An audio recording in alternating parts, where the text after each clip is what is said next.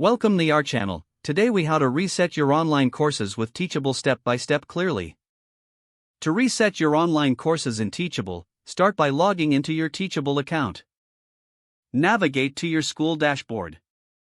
Select the course you want to reset. Click on the Curriculum tab.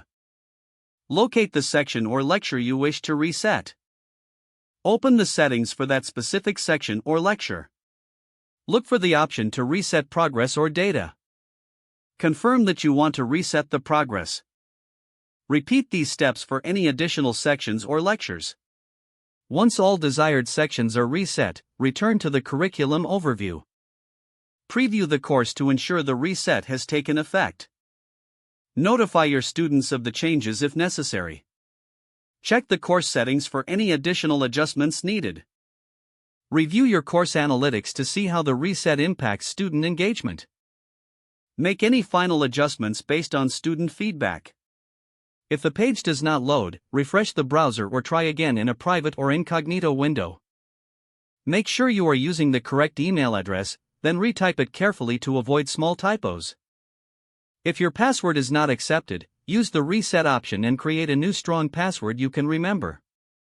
Check your spam folder for verification or security emails, then complete any requested confirmation steps.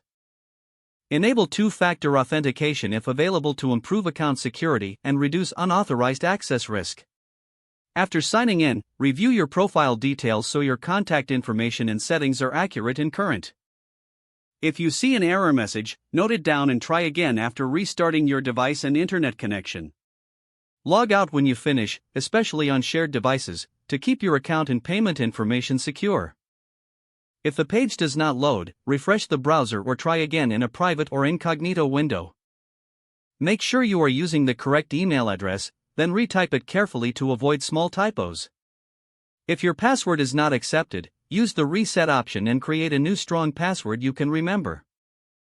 Check your spam folder for verification or security emails, then complete any requested confirmation steps.